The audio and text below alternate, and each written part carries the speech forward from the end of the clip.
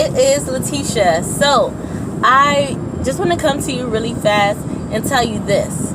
Sometimes you can be going through some things, like going through some situations, being in toxic relationships, and you are going through, okay? And you don't even realize how detrimental it is to your psyche. You don't realize how much pain you put yourself, or how much pain you've allowed yourself to go through until it's all said and done. I was in a relationship, and during the relationship, I knew that I deserved better. I knew that, this can't be the what a relationship is. This can't be, because I know I deserve better than this. And just to say, let me tell you this. At the end of the day, when I was done and I walked away, I had so many things that I was still battling, so many scars, so many wounds that weren't even healed yet from this relationship that I was not aware of while I was in the relationship. I was battling insecurities with my womanhood. I was battling insecurities with my confidence. I was battling insecurities with my spirituality. I was battling insecurities with my motherhood. I was battling so many insecurities because this person would tell me such negative things. And I've been so strong during the course of the relationship, that I would be like, it doesn't matter what he says, because I know who I am. It doesn't matter what he says, because I am who I am. I'm always going to be that person. And I would tell myself good things about me, and just pour good, positive things into myself. But let me tell you, those things that he said to me, although I may have been saying in my mind, oh, whatever he says doesn't matter, and he could kick rocks, and he ain't no good, and I just need to get rid of him. I'm saying all these things, but I'm still taking in all that negativity. And I'm telling myself, I don't care, I don't care, I don't care. But to listen to somebody say these things to you day in and day out is detrimental to your mental state. It's detrimental, and it's not good, and it's not something that God wants you to be a part of or be involved in. So what I'm saying to you today, I locked myself out the car, right? The thing is right here. I should be looking right here. So I locked myself out of my car at work. I found out that I was locked out around 12:30 p.m. I was like, I got that. I'm going to fix it. No problem. Because I know my windows don't work. And one of my windows is down. So I'll fix it later. It started raining. Storming, raining, thunder. I'm like, what in tarnation? My window open? Oh, man. So we get to a point where now I'm concerned about the stuff that's inside my car. Like, it's going to be ruined. Get to the end of the day. Everybody's trying to help me get my car open. They're like, girl, you might as well just call the police so they can help you with this. I'm like, no, I was irresponsible before. I already called them. They probably sick of me. They'll say, well, don't you have AAA? I'm like, yes, I have AAA, but then I don't want to get my husband involved because the AAA is under his name, so I don't want him to have to deal with it. So I'm just like, I'm going to do this for myself. And I was the same way in the relationship. Tisha, why are you going through this by yourself? That's what the inside teacher was saying to Tisha. And I'm like, I got this. I don't want to bother my mom. I don't want to be a burden to my sister. I don't want to bother my friends, because usually I'm the strong one. In the midst of everything, I don't know if you can see it, but there's like welts all over my arm. Oh, you can't see it. Or maybe I can't see it because of the sun or whatever, the lighting. Maybe you can't see it, but I can't. So this, it's from right here to right here. All of this is from me shoving my hand inside the car window with a hanger combination to unlock my door. And while I'm doing it, I'm not hurting. While I'm doing it, all I can think is, I got to get this done. I got to get this done. I got to get my kids from camp. I ain't got no time to be worried about nothing. So I don't feel the pain of the process. I don't feel the pain of the situation. But now I feel the pain. It's sore, it's red, and it's hurting. And it looks ugly. Like, it looks like... Okay, so I'm not going to do that again. I legit just squeezed my hand in the spot that I know it hurts. So it hurts. It hurts. I got a boo-boo. And I know where I got it from.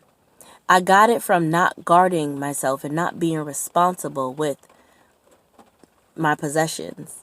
And when you're in a relationship that's negative and all that's pouring into you is negativity, you have an obligation to yourself to be responsible.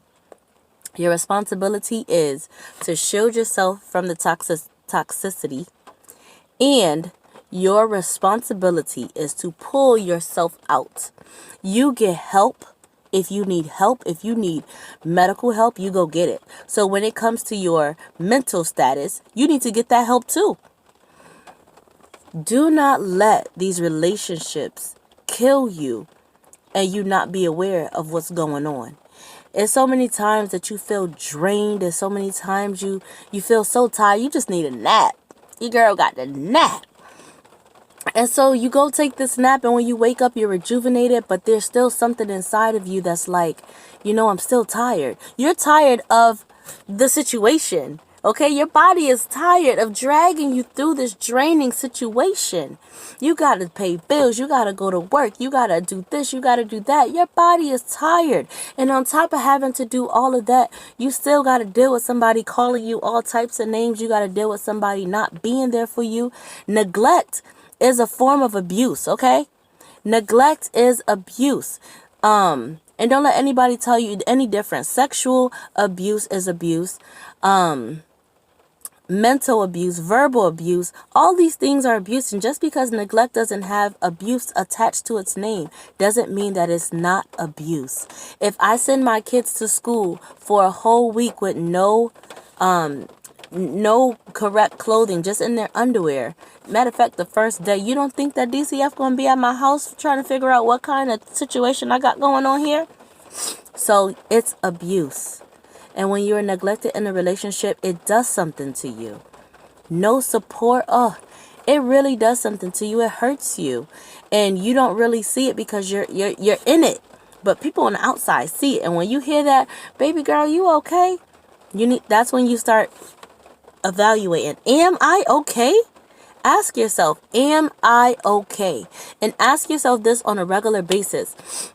When people start to say negative things about you that you're in a relationship with, that you're any kind of relationship, either a friendship or a significant other, any kind of relationship, mother, father, when people are pouring negativity into you, that's a relationship. You need to evaluate that relationship. Sometimes we can't, altogether walk away from people, but sometimes it's going to take you walking away from a certain part of that relationship or breaking off a certain piece of that relationship or setting up some kind of boundary because you are important and you don't need scars and whelps and wounds and boo-boos to be physically seen before you know that you need some kind of... So you remember how I told you that basically we try to be strong through toxic relationships, through toxic situations. When did you say this? Having toxic habits. We try to be strong through them and smile and wave and keep, the charade going on so people on the outside don't see how hurt and battered and bruised that we really are. Well, and I made a relationship to that because of me trying to, shove my hand down up inside my car to get the door open. Well, I'll show you a picture of what my arm looks like now that everything is said and done. It's days later. My arm is all tore up, okay? And so, the moral of the story is that these, bad relationships, bad habits, bad behaviors that we have, although they may seem like they're not really doing anything to us in the moment, they really do have an effect on our lives. They really do have an effect on the character that we have in the long run. And so I just wanted to say it's not just relationships, it's habits. So I used to, I had my first credit cards. I had like 3 of them. And one of them, the maximum was $1,500. I was 19 years old, $1,500, and I don't have to give it back to you right away. I can do this in payments. I was all for it. But I didn't create a good habit. Like, I didn't have a good system with, paying back that money. So now I'm into adulthood. I'm 32 years old, and I am paying for those bad habits that I had. I'm paying it back now. I have to make sure that my credit is good. I'm trying to make sure that I pay back loans that I have taken out, my student loans, credit card debts, all of that kind of stuff. So when you have bad habits, you have to break the cycle some kind of way. And at first, you're not gonna see the consequences of it. You don't see that until afterwards. Maybe a month later, maybe 3 months later, because they do give you 90 days to actually start paying that bill and see if you're gonna come through like you said you was gonna come through. So they give you time, and after a while, they see that, hey, she's not serious about this thing. She's not, doing what she said she was gonna do, and then it starts to deteriorate your credit. So it's not just bad, toxic relationships and bad people that you want to steer clear of. It's these bad habits that we also give ourselves, or that we are just so comfortable in having. We got to do better, because once we start bad habits, it's very hard to break them. And then when you get 50 years old and you're starting to see, oh my gosh, I can't take a car out, I can't get a car for myself, I can't do this, I gotta have a co-signer for this and that. It's like, okay, I gotta do better. And then you have to figure out how to do better. So while you're young, or even if you are older, now is the time to start doing better. There's no right day to say I'm gonna do better. It's any day. Any day is the day.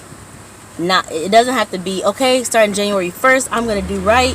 Starting September 1st, I'm going to do right. Starting next year on my birthday, I'm going to start doing right. It can be starting right now at 5:18 p.m.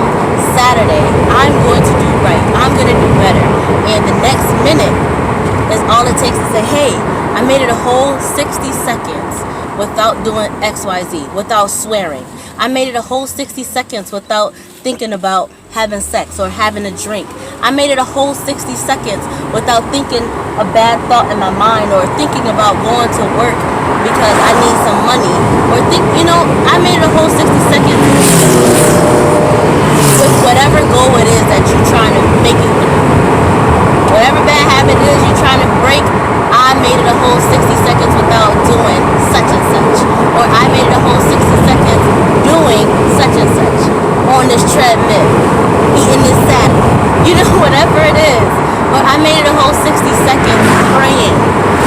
I spent my first 60 seconds of this hour praying to God.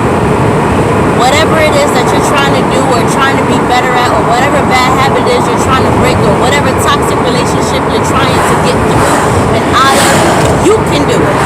And don't walk around with these battle scars, thinking that, I wish I didn't have this, because that scar is a reminder that you don't want to go back. Y'all have a blessed day.